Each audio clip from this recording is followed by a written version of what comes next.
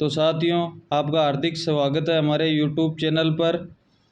आज की क्लास में हम चर्चा करेंगे जो आपके पृथ्वी पर गति के समीकरण है उनके बारे में, व आपका फ्लाइन वेग व विकेंद्रीय व अपकेंद्रीय बल का परस्पर संबंध के बारे में, और आपका जो घर्षण बल होता है उसके बारे में आज की क्लास में हम चर्चा करेंगे। तो जो साथी हमारे चैनल पे नए हैं वो चैनल को एक बार सब्सक्राइब जरूर कर दें व बेल आइकन के बटन को दबाना ना भूलें, जिससे कि पल पल की आपको गवर्नमेंट जॉब से संबंधित जो भी भर्ती है उसकी अपडेट आप तक पहुंचती रहे। साथियों, आज से इससे पहले एक वीडियो डाला गया था, उसमें आपके बीएसएफ के जो रेडियो ऑपरेटर है उसकी वैकेंसी आई थी, जो आपके 12th व आईटीआई के लिए वैकेंसी थी। तो सभी जो 12th और आईटीआई वाले हैं वो एक बार यहाँ जो डिस्क्रिप्शन में लिंक दिया हुआ है जाकर आप जो भी नोटिफिकेशन आया उसके बारे में ज़रूर देखना। तो हम बात करते हैं पृथ्वी पे गति के समीकरण की। तो साथियों, जब टूटने लगे हौसला तो बस ये याद रखना, बिना मेहनत के हासिल तख्त वो ताज नहीं होते।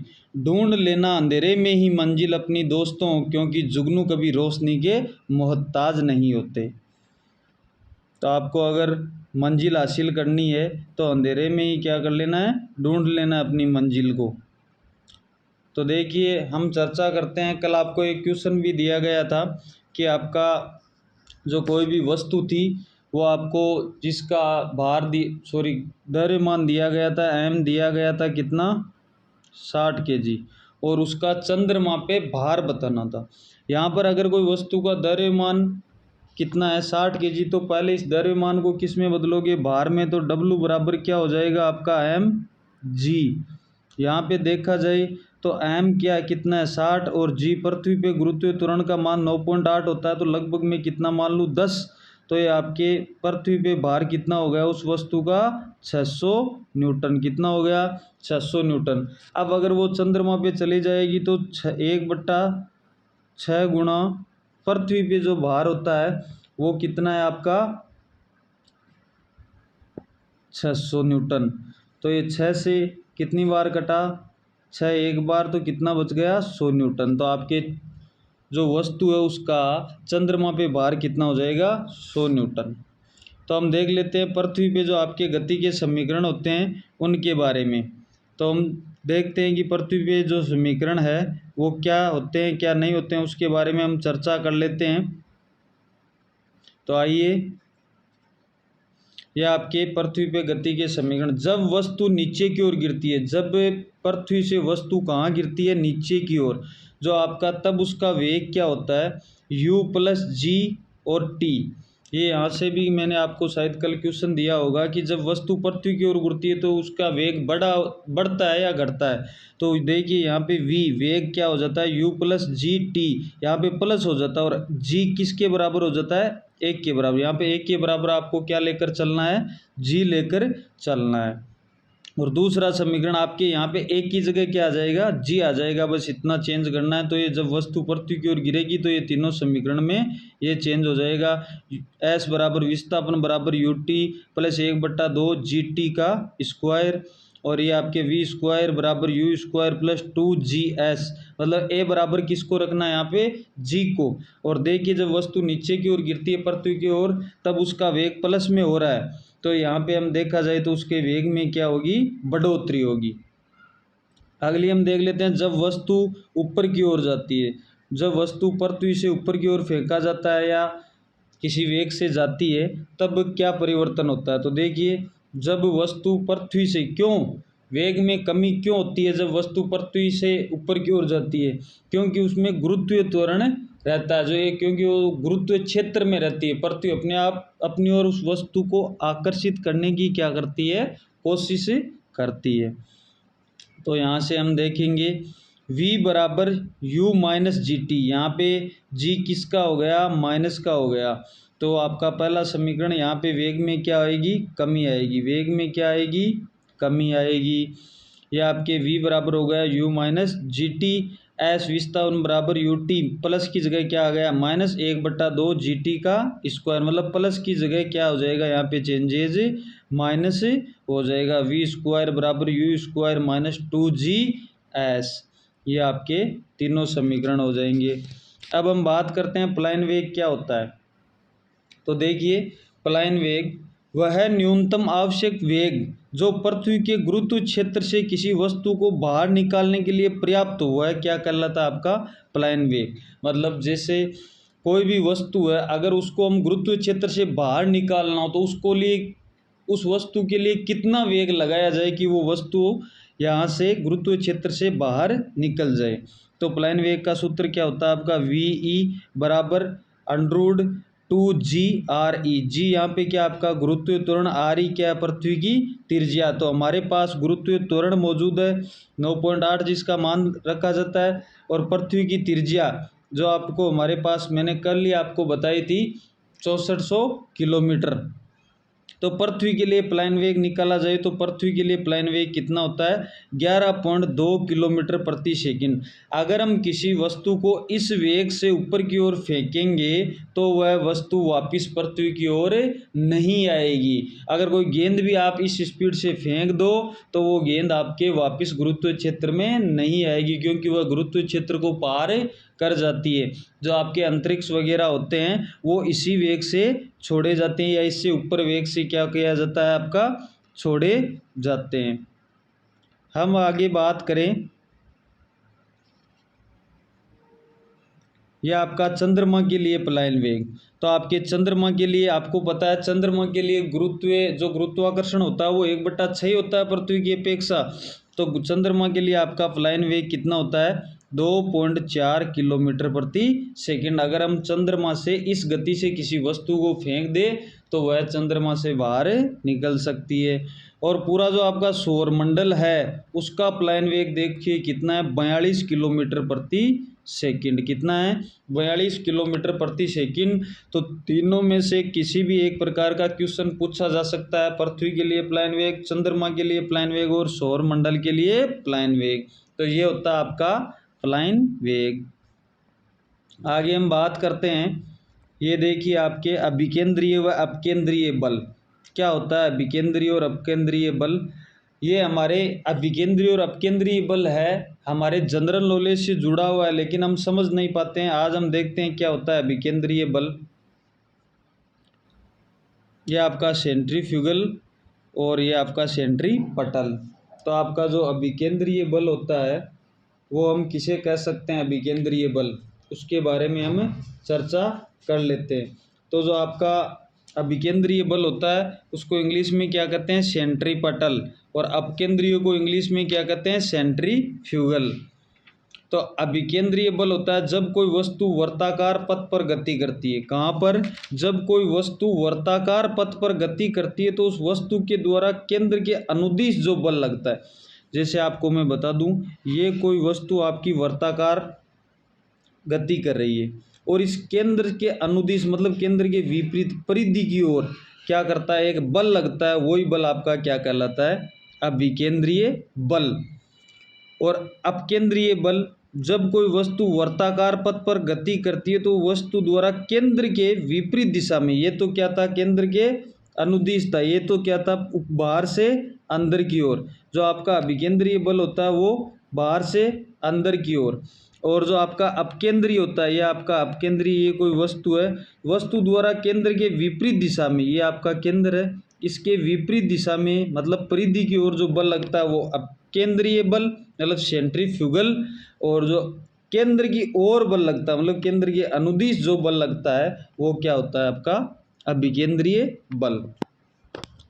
तो हम देख लेते हैं इसके उदाहरण। अभिकेंद्रीय बल होता है वो क्या होता है, F बराबर mv²r। यहाँ पे m क्या आपका द्रव्यमान, m क्या है द्रव्यमान, v यहाँ पे क्या आपका वस्तु का वेग, और r यहाँ पे क्या है किसी वस्तु की, अगर वो गोल आकार में है तो उसकी क्या त्रिज्या, या जहाँ से आपका केंद्र बिंदु है वहाँ से उस वस्तु तक की दूरी, वो आपकी क्या हो जाएगी, r। तो देखिए ये हम जब बचपन में थे करते भी थे, पत्थर के टुकड़े को डोरी से बांध के घुमाने से डोरी में उत्पन्न तनाव। तो बचपन में हम जो पत्थर था उसको डोरी से बांध के क्या करते थे, चारों ओर घुमाते थे। तो जो डोरी में उत्पन्न तनाव होता है वो एक किसका उदाहरण होता है, आपका अभिकेंद्रीय बल का। ग्रहों व उपग्रहों का अपनी कक्षाओं में चक्कर लगाना क्या होता है? ग्रह और उपग्रह होते हैं वो सूर्य के चारों ओर क्या करते हैं? चक्र। ये सूर्य आपका, ये आपके उपग्रह होते हैं या जो ग्रह होते हैं ये आपके ग्रह है, और ये छोटे छोटे क्या होते हैं? उपग्रह होते हैं इनके। तो ये उपग्रह भी इस ग्रह के चारों ओर चक्कर लगाते हैं, और ये आपका जो ग्रह है वह सूर्य के चारों ओर क्या करता है? चक्कर लगाता है। तो ये जो किसका उदाहरण है? अभिकेंद्रीय बल का। इलेक्ट्रॉनों का नाभिक के चारों ओर निश्चित कक्षा में चक्कर लगाना किसका हो गया? अभिकेंद्रीय बल का। मौत के कुएं में गति अभिकेंद्रीय बल के द्वारा। मौत के कुएं में अगर कोई गाड़ी गति प्राप्त करती है तो वो किस बल के कारण? अभिकेंद्रीय बल का कारण।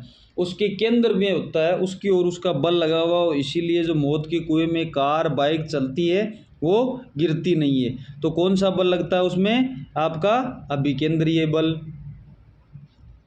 अगला उदाहरण हम देख लेते हैं। अभिकेंद्रीय बल के कारण ही मोड़ की सड़क का बाहरी किनारा कुछ ऊपर उठा हुआ रखते हैं ताकि वाहन आवश्यक अभिकेंद्रीय बल प्राप्त कर सके। या आप मोड़ का किनारा देख लेना, या आपका रेलवे का जो ट्रैक होता है उसका एक किनारा देख लेना, जो गोलाई आती है, कर्व जिसको बोला जाता है, कर्व आता है। तो क्या होता है? एक साइड से रोड हो या ट्रैक हो, उसका एक साइड का सिरा होता है उसको थोड़ा नीचे रखा जाता है, और जो बाहर की साइड होता है उसका जो किनारा होता है थोड़ा ऊपर उठा रखता है, जिससे उस गाड़ी को आवश्यक अभिकेंद्रीय बल मिल जाए। किसकी तरफ? केंद्र की तरफ। ये होते हैं आपके अभिकेंद्रीय बल के उदाहरण। आगे हम देखते हैं अपकेंद्रीय बल। यह आपका अपकेंद्रीय बल निकल। तो अपकेंद्रीय बल का पहला जो उदाहरण है, क्रीम निकालने की मशीन या दही से मक्खन को पृथक करने वाली मशीन। वो किसके सिद्धांत पे कार्य करती है? अपकेंद्रीय बल के सिद्धांत पे। वॉशिंग मशीन में कपड़ों की धुलाई होती है, वो किसके सिद्धांत पे होती है? अपकेंद्रीय बल के सिद्धांत पे। मूत्र से अशुद्धियों की जांच, जो हमारे मूत्र होते हैं उसकी किडनी होती है वो क्या करती है? अशुद्धियों की जांच, मूत्र से अशुद्धियों की जब बाहर जांच करते हैं मशीन के द्वारा, तो वो कौन सी मशीन किसके सिद्धांत पे कार्य करती है? बल के जो आपका अपकेंद्रीय बल है उसके द्वारा। वैसे मनुष्य शरीर में मूत्र की जो अशुद्धि होती है उसकी जो भी कौन अलग करता है अशुद्धियों को? तो कौन करता है? आपके किडनी। अपकेंद्रीय पंप, सेंट्रीफ्यूगल पंप होते हैं। अपकेंद्रीय स्विच, अपकेंद्रीय जो स्विच होते हैं वो, ये अपकेंद्रीय स्विच कहाँ पे लगाए जाते हैं? अपकेंद्रीय जो स्विच होता है वो आपके घर पे जो आटा चक्की जिसको बोला जाता है उसमें अपकेंद्रीय स्विच का प्रयोग किया जाता है। और अपकेंद्रीय पंप का वो आपको पता ही है, जो घर की घरेलू पानी वाली मोटर होती है उसके कौन सा पंप लगा होता है? Centrifugal pump. और आपके ड्राई क्लीनर मतलब कपड़े सुखाने की जो मशीन होती है वो भी किसके सिद्धांत पे कार्य करती है? अपकेंद्रीय बल के सिद्धांत पे। तो ये होता है आपका अभिकेंद्रीय और अपकेंद्रीय बल। अगला हम पढ़ते हैं घर्षण बल। कौन सा बल है? घर्षण बल। संपर्क में रखी दो वस्तुओं के मध्य लगने वाला बल जो वस्तु की गति करने का विरोध करता है वो क्या कहलाता है? घर्षण बल। यह वस्तु के गति के किस दिशा में लगता है? सदैव विपरीत दिशा में। किस दिशा में? विपरीत दिशा में। यहाँ से मैं आपको समझा देता हूँ कि यदि कोई ये वस्तु फर्श पर रखी हुई है, क्या है? एक फर्श पर ये वस्तु रखी गई है, इस पे मैं अगर कोई बाह्य बल लगाऊंगा तो ये वस्तु के विपरीत दिशा में एक इस फर्श के द्वारा क्या लगेगा? बल लगेगा। ये क्या करेगा? कोशिश इस वस्तु को खिसकने नहीं देगा। और वो ही ये क्या होता है? अगर ये इसकी गति करवा रहा है लेकिन ये गति की क्या है? विपरीत दिशा में, तो यही कौन सा बल कहलाता है? घर्षण बल। देखो घर्षण बल बहुत इंपॉर्टेंट बल होता है। घर्षण बल के कारण ही हम क्या करते हैं? आज पृथ्वी पर खड़े रह पाते हैं। अगर घर्षण बल नहीं होता तो हम पृथ्वी पे सीधे खड़े नहीं रह पाते, कभी इधर लुढ़कते कभी उधर लुढ़कते। तो घर्षण बल भी होना जरूरी है। घर्षण बल के कई लाभ भी है, कई हानियां भी है। तो घर्षण बल सतह की प्रकृति पे निर्भर करता है, न कि क्षेत्रफल पर। यह क्या करता है कि घर्षण बल सतह की प्रकृति पर, की सतह की प्रकृति कैसी है, चिकनी है, खुरदरी है, उसकी सतह पर ये क्या करता है? निर्भर करता है। जैसे बर्फ होती है, बर्फ उसकी जो सिल्ली होती है उस पे व्यक्ति नहीं चल सकता। ये किसका उदाहरण है? घर्षण बल के कारण वो नहीं चल सकता, क्योंकि घर्षण बल का मान बर्फ पे क्या होता है? शून्य होता है। और व्यक्ति क्या हो जाएगा? बर्फ की सतह होती है वो चिकनी होती है और वहाँ से फिसल जाएगा। जैसे हम कभी केले का छिलका आ जाता है तो फिसल जाते हैं, या बरसात के दिनों में हम क्या करते हैं, जो हमारे फर्श होते हैं वहाँ से क्या होते हैं? फिसल के गिर जाते हैं, क्योंकि बरसात होने पर वो जो आपका घर्षण बल होता है वो क्या हो जाता है? कम हो जाता है। तो घर्षण बल कितने प्रकार के होते हैं? 3 प्रकार के। स्थैतिक घर्षण बल, सर्पी घर्षण बल, लोटीन घर्षण बल। स्थैतिक जो आपका घर्षण बल होता है उसके बारे में हम देखें तो आपका जो स्थैतिक घर्षण बल है वो किसे कहते हैं? कि जब कोई वस्तु किसी सतह पर खिसकाने के लिए बल लगाया जाए और यदि वस्तु अपने स्थान से नहीं खिसके तो ऐसे दोनों सतहों के मध्य लगने वाला बल, मतलब अगर वे अभी मैंने आपको उदाहरण बताया था, कोई वस्तु पे हम बल लगा रहे और वो वस्तु से हमने जो बल लगाया उससे अगर घर्षण बल ज़्यादा है तो वो वस्तु वहाँ से नहीं खिसकेगी, तो वो किस प्रकार का हो गया? स्थैतिक घर्षण। सर्पी घर्षण, अगर हम किसी फर्श पे किसी वस्तु को सरकाते हैं, क्या करते हैं? सरकाते हैं, तो वो क्या होता है आपका? वहाँ से जो सरका रहे हैं तो इस फर्श और इस वस्तु के मध्य जो घर्षण बल लगेगा वो कौन सा लगेगा? सर्पी घर्षण। इसको सर्पी नाम क्यों दिया? क्योंकि सर्प होता है वो आपके उसी तरह चलता है, किस सरकते हुए, जमीन के साथ सरकते हुए चलता है ना सर्प। लोटीन घर्षण, अगर हम किसी वस्तु को परस्पर क्या करते हैं? लुढ़काते हैं, जैसे गेंद है इसको हम लुढ़का देते हैं, तो इस फर्श और गेंद के मध्य जो घर्षण बल लगेगा वो कौन सा लगेगा? आपके लोटीन घर्षण बल। सबसे ज़्यादा कौन सा होता है? मजबूत स्थैतिक, और मध्य में सर्पी, और सबसे कम घर्षण बल कहाँ पे होता है आपका? लोटीन घर्षण। देखिए यहाँ पे आपको दिया गया भी, लोटीन घर्षण बल का मान सबसे कम व स्थैतिक घर्षण बल का मान सबसे क्या होता है? अधिक होता है। घर्षण बल को कम करने के लिए मशीनों में स्नेक तथा बॉल बीयरिंग लगाए जाते हैं। घर्षण बल को ही कम करने के लिए मशीनों में स्नेक मतलब आपको चिकनाई करनी होती है, उसके लिए हम किसका? ग्रीस का प्रयोग करते हैं। और बॉल बीयरिंग भी लगाए जाते हैं, जिससे क्या होता है? मशीन की गति बढ़ जाए और घर्षण बल क्या हो जाए? कम हो जाए। जो कि सर्पी घर्षण को लोटीन घर्षण में बदलता है, मतलब सरकने वाले घर्षण को किस में बदल देता है? लोटीन घर्षण में, मतलब घूमने वाले घर्षण में बदल देता है। यहाँ से देखिए, ठोस ठोस सतहों के मध्य घर्षण बल क्या होता है? अधिक होता है। और जैसे आपके ठोस ठोस कोई भी वस्तु, अगर आप पत्थर को किसी पत्थर के साथ खिसका रहे हो तो आपके क्या हो जाएगा? वहाँ पे घर्षण बल सबसे अधिक रहेगा और आपको बल भी अधिक लगाना पड़ेगा। दैर्घ्य सतहों के मध्य क्या होता है? उससे कम होता है। तो आपकी क्या हो जाएगा? यहाँ पे जो दैर्घ्य और दैर्घ्य सतह, जैसे पानी और पारा हो तो उसके मध्य जो आपके बल लगेगा घर्षण बल, वो क्या हो जाएगा? कम हो जाएगा। ठोस वायु व ठोस सतहों के मध्य सबसे कम जो आपकी वायु होती है वह ठोस सतहों के मध्य आपका जो घर्षण बल होता है वो क्या होता है? सबसे कम होता है। तो ये आपके आज हमने चर्चा की घर्षण बल के बारे में, और आपके जो भी बल था उसके बारे में चर्चा की।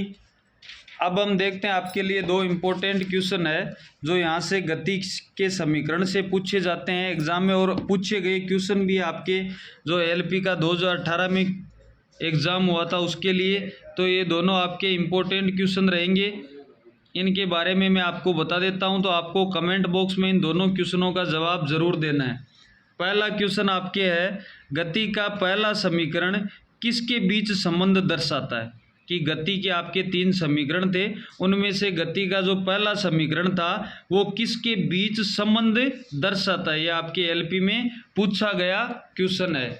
और दूसरा क्वेश्चन भी आपके एलपी में पूछा गया था, और आपको पूरा बता दूं, एलपी का सीबीटी 1 जो एग्ज़ाम था उसके सीबीटी 1 का जो एग्ज़ाम था उसके शिफ्ट 2 में पूछा गया था। हम दूसरे क्वेश्चन की बात करें, दूसरा क्वेश्चन कि गति का दूसरे समीकरण द्वारा किसके बीच संबंध को दर्शाया जाता है? गति का समीकरण हमने पढ़ लिया, आपको दोनों क्वेश्चनों का जवाब देना है कमेंट बॉक्स में। तो साथियों कमेंट बॉक्स में जवाब ज़रूर दिया करो, जिससे आपके भी इम्पोर्टेंट क्वेश्चन होते हैं एग्ज़ाम के लिए पूछे जाते हैं वो आपके मिल जाए। हम बात करें, मैंने आपको कल भी बताया था, डेली आपके संडे को टेस्ट सीरीज डाली जाएगी इम्पोर्टेंट 50 क्वेश्चन की, तो आप डेली वो टेस्ट सीरीज भी ले।